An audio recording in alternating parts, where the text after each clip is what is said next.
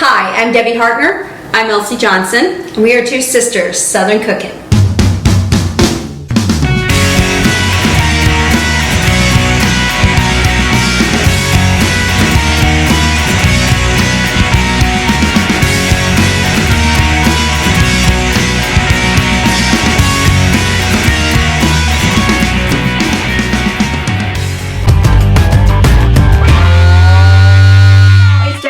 So the plan today is we are going to make Tex-Mex. What are we doing, sis? We are going to make black beans, and we're also making pinto beans. Okay, so Separately. we are kind of cheap. And I should say, it's cheaper to buy a 2-pound bag of black beans and fast soak them Heck and cook yeah. than buy it in the can already made, and it takes you 15 minutes to warm up. Heck yeah. So- I mean, I watch a lot of cooking shows. And I watch The Kitchen. And they do stuff like this all the time. And they're always doing these cost meals to see who can beat the one.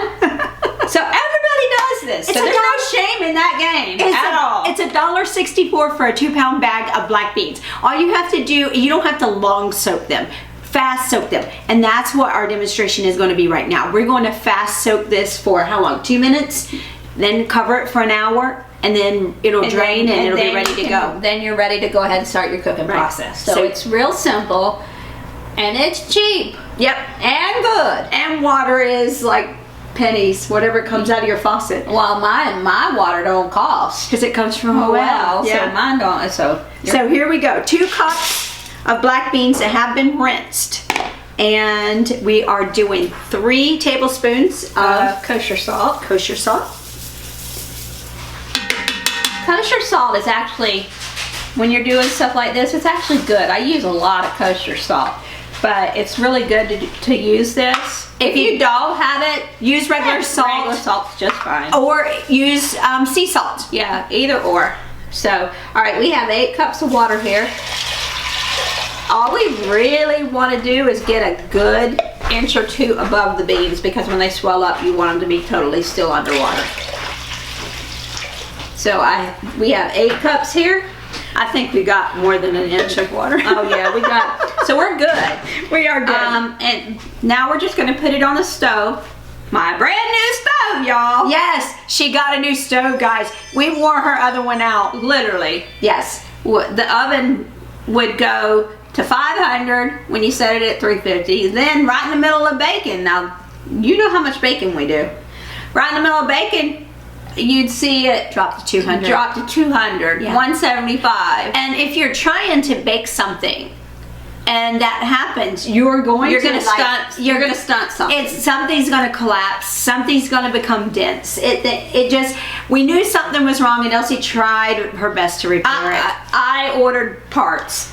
It didn't Between work. me and Roger, we changed parts, and we did this multiple times, and we finally just said, forget that. It was getting to be almost the price of a brand new stove in the parts we were replacing, so we went ahead and replaced our stove. We sent it to stove heaven. Yeah, the top works perfect. Yeah, it did. So I probably am gonna just put it online for sale. I'm gonna state that the oven is not the best. If you want to do baked potatoes in it, that's great. Yeah. Baked potatoes don't matter if it gets really hot.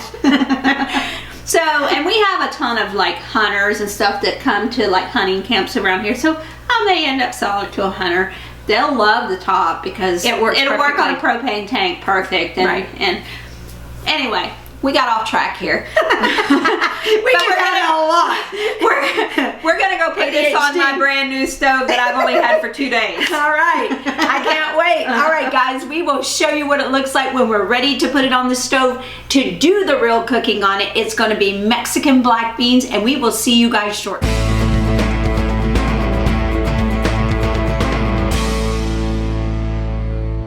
Hey y'all, we need a half a cup of onion, and I have green tops here too. I think I'm gonna put just a tad of the green tops in here too. These are Vidalia onion green tops is what they call them.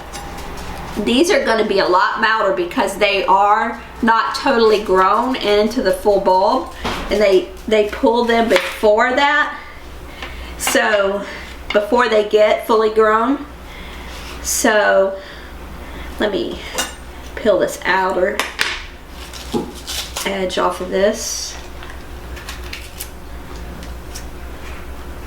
Okay.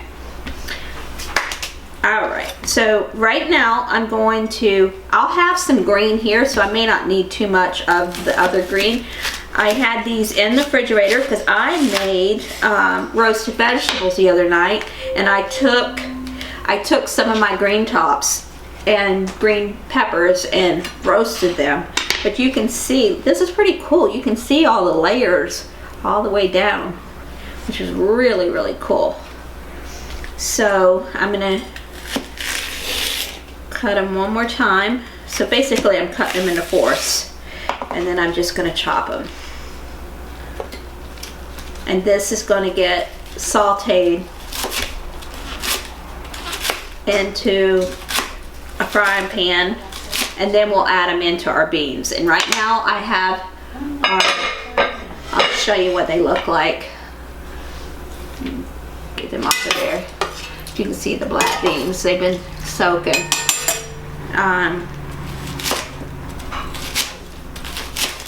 Before we put them on to cook.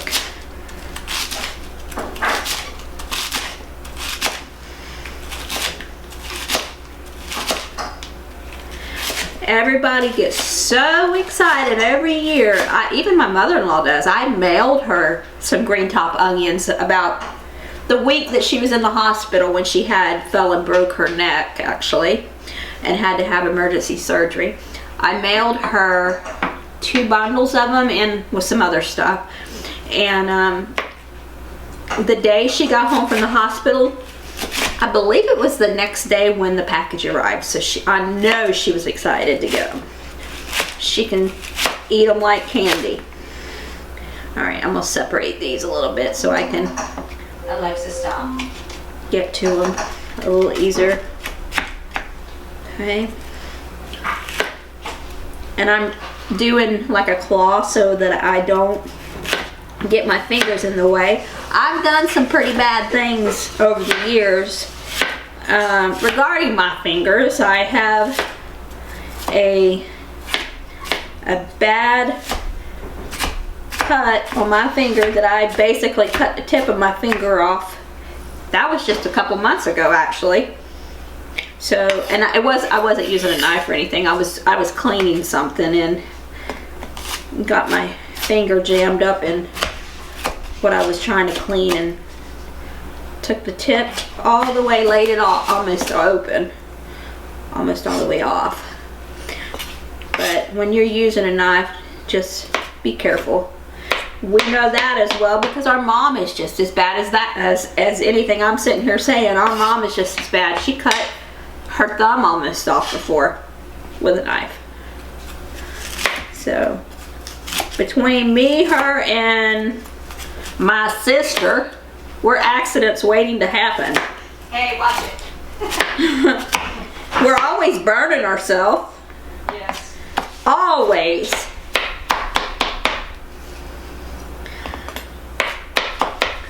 I've only cut one of these onions and I think I definitely have a half cup.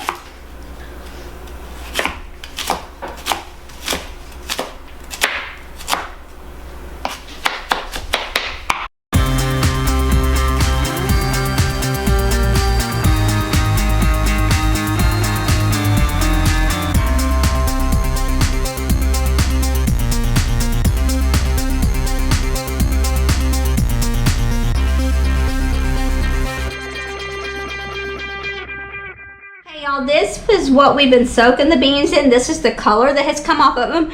This is nothing but flavor, so we're not going to get rid of this liquid. We're just going to incorporate everything else into our liquid and go ahead and get these cooking. So we're going to add cumin into it. We're going to add garlic that's been sauteed and also onion. Onion that we're sauteing. So we'll show you the sauteing portion of the other stuff in a second here.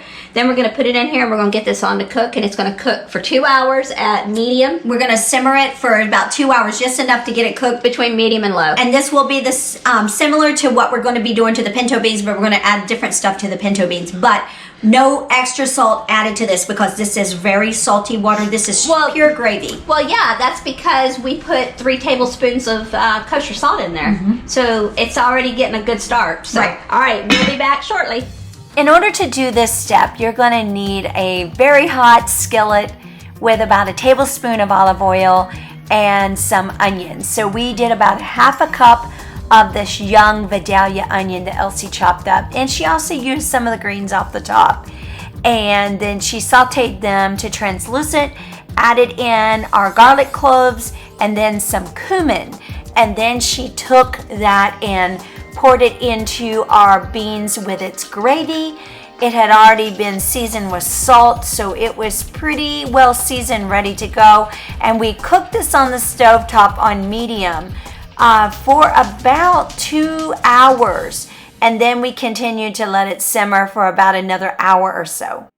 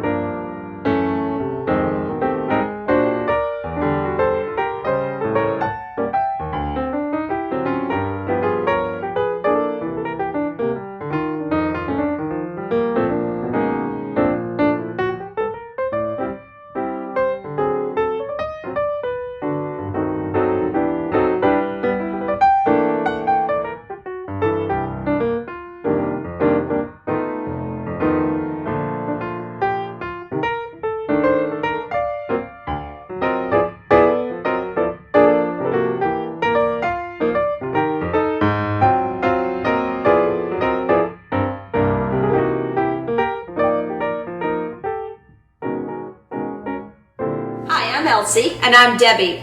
We're 2 sisters Southern Cooking. And we thank you for visiting our page. Please like, share, and subscribe.